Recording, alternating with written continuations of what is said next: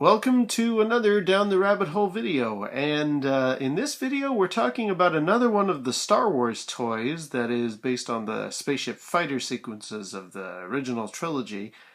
I've been gradually going backwards chronologically from Return of the Jedi back to Star Wars because there's a lot to talk about when it comes to the classic TIE Fighter and X-Wing. But this is kind of closing the gap. This is the Y-Wing fighter, and it was in the first film, but this particular toy wasn't released until Return of the Jedi, which I find odd. This one it's from 1983, and as you can see, the box just has Return of the Jedi identifiers on it. There's nothing here that mentions A New Hope or talks about the original attack on the Death Star. In fact, I'm not entirely sure why Admiral Akbar is flying this thing, but still, perhaps I guess maybe the argument is they're selling the Return of the Jedi movie to people, but because you've got a couple of Return of the Jedi characters there, and why is Lando from Bespin sitting there? I don't quite understand what the logic was of the marketing, but regardless, yes, this is the Y-Wing fighter from 1983. Yet it did come out, or the ship was seen in the first film, and I almost think, now I'm going to throw this out there for anybody watching to maybe please comment to me because I'm not 100%. I almost think the Y-Wing fighter might have actually been the very first ship designed for the Star Wars movies. I think this because in the early sketches from Ralph McQuarrie of what type of ships the Rebels would be flying, there's a very similar design to this in one of his earliest bits of pre-production artwork. And in the background, I'm going to show you that artwork in a second, but in the background you don't see anything that we would recognize as an X-Wing fighter. There is, however, in a modified version of this design that Ralph McQuarrie drew up later, you do see X-Wings behind it. So that's why I suspect maybe this was the very first design they came up with.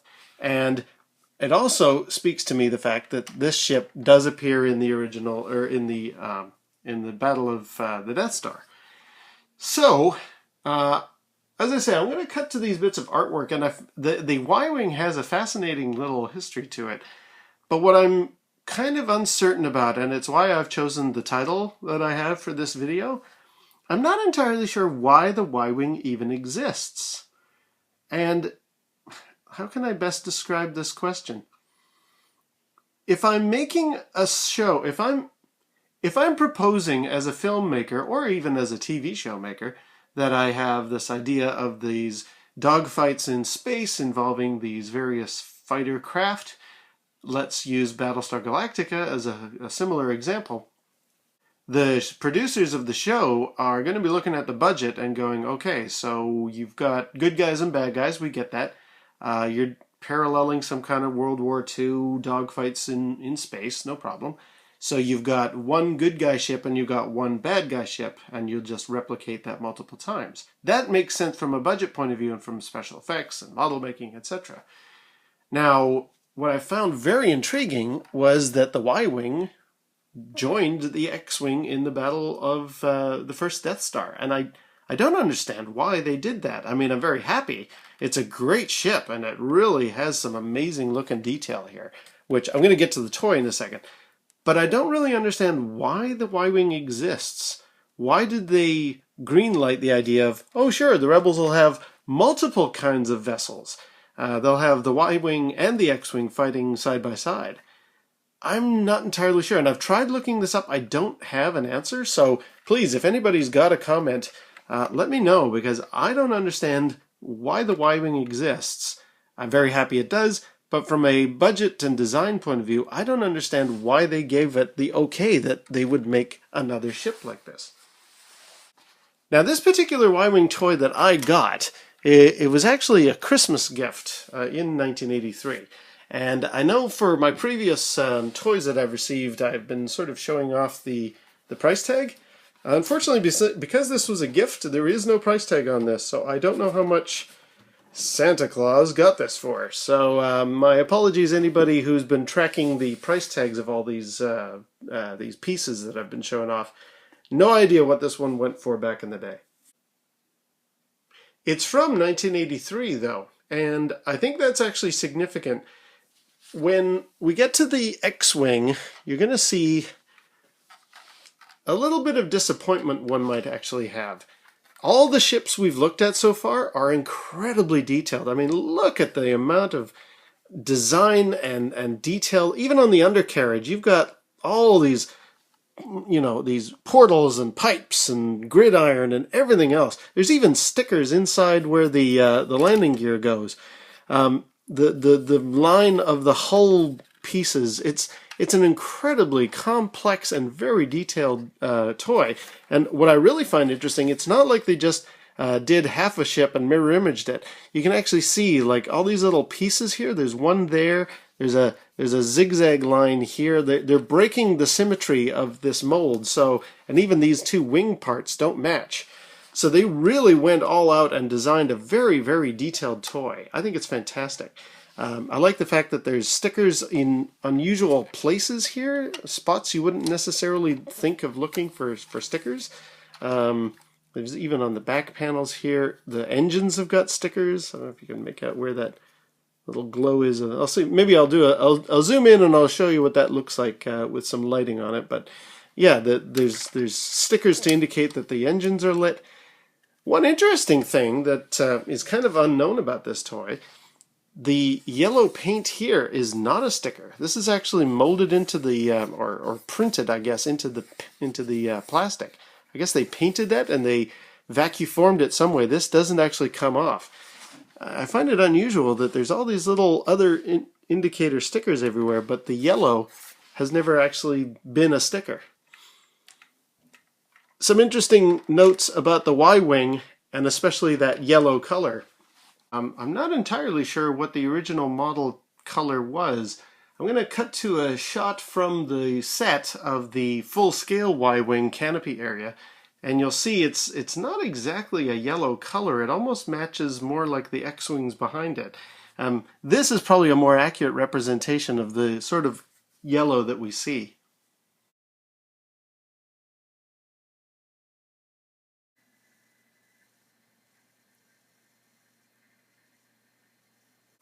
Now, why is that yellow an important color?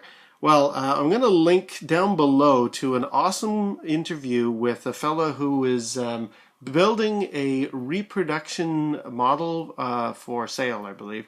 And he's interviewed at one of the events where he goes into detail of how they found their reference material or their reference points for making the model using the information they have about the original Y-Wing model. Apparently there was only one ever made, and there are multiple X-Wings, but there's only one Y-Wing from the 77 film, and it's got a couple of nicknames. Mostly it's been called Gold Leader, and I think that's why maybe most people associate yellow with the Y-Wing, because they thought, oh, the ILM staff referred to the original model as Gold Leader.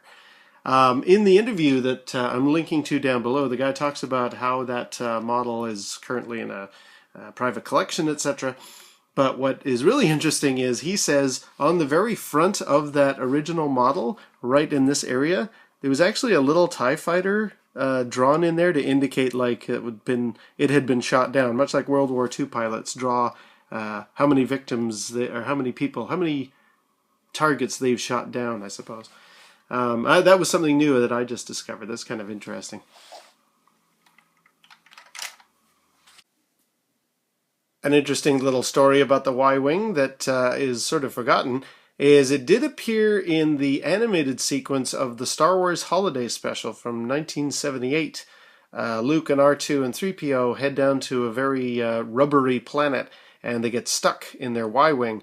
And there's even a sequence where the front section actually disconnects from the rest of the fighter, almost like an escape pod. It's kind of a cool little idea. Never was used beyond that one sequence. But I'll include a link in the description below showing that exact sequence from the Star Wars cartoon.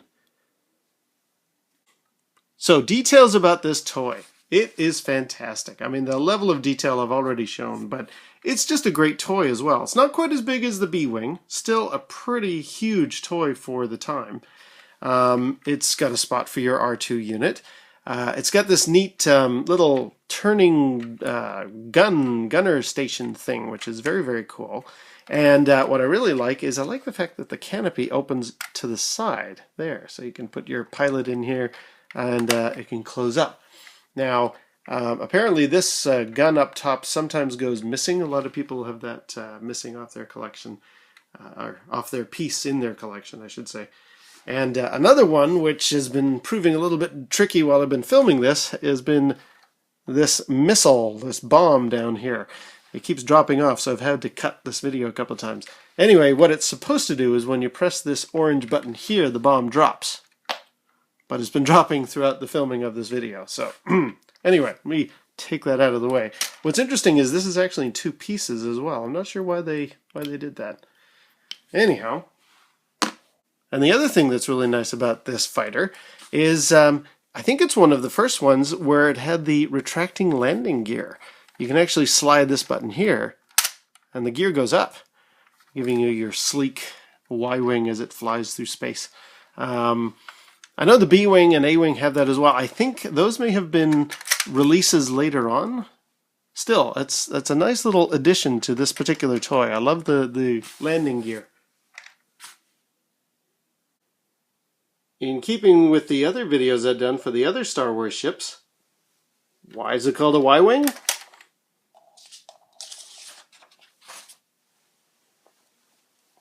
See? It's a letter Y. So I think I'm going to be wrapping up here. Now, before I do want to bring up again that question of why does a Y-wing exist? I'm going to cut now to those pieces of artwork that I discussed earlier. It's interesting to note that the very first rendition of the Y-wing had obviously the idea of a pilot here and then a co-gunner in like a little pod section with the gun sort of facing that direction. And these, two people would man a Y-wing fighter. No R2 unit at that time. And then in the final rendition, you'll see that it looks a little bit more like the Y-wing that we know now.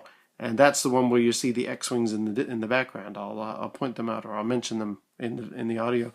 But that's the point where we've brought it down to only a single pilot, and an R2 unit is now installed. My question that I could never understand with that then is, okay, assuming that the pilot is concentrating out the front and he's using the front lasers, who is exactly steering with this? Is this something that the R2 unit sitting back here would fire?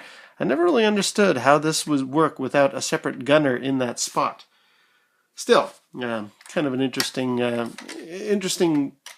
part of the Y-wing's design. Here are those pieces of artwork I mentioned. So here's the first piece of artwork. Now I believe this is from 1974. This is early in the production or pre-production for Star Wars.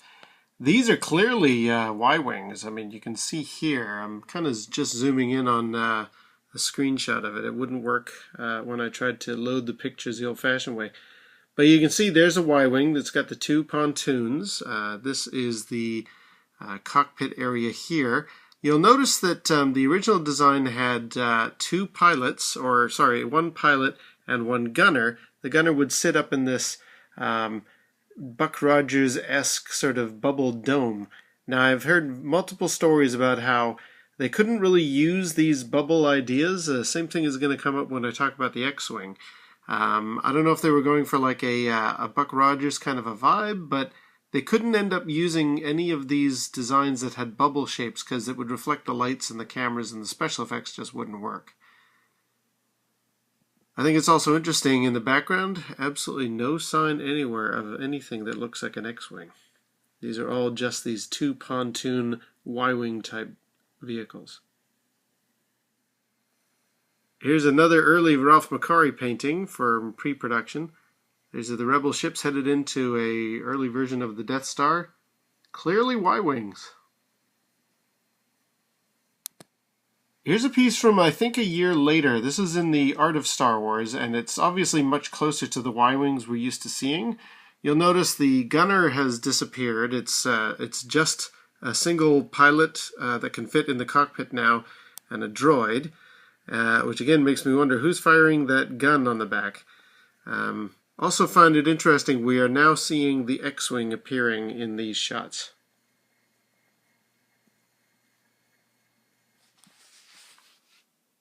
And that's going to wrap it up for the Y-Wing. I'm still not 100% sure why they decided to make a second type of Rebel fighter. I think it's great that they did. I think it adds a wonderful bit of variety to the Rebel fleet. But I really question what their logic was in having a secondary vessel. Again, maybe my theory is right. Maybe this was actually the first vessel. It's certainly in the expanded universe and in various other places where you read up on the vehicles, video games, etc. They always say the Y-Wing came first before the X-Wing, and it's sort of the old banner guard of the Rebel fleet. Could very well be. It sort of makes sense. And it certainly seems like artistically this one was the original ship. That's sort of my theory. If I'm wrong, please feel free to let me know. Put comments down below. I've tried to research this as best I can, and there's a lot of information out there. So I'm going to cut this video now because it's getting very, very long. If you think this one's long, wait till you see how long the TIE Fighter and then eventually the X-Wing videos are going to be. Because those have a whole different story themselves. But until that time, we'll see you down the rabbit hole.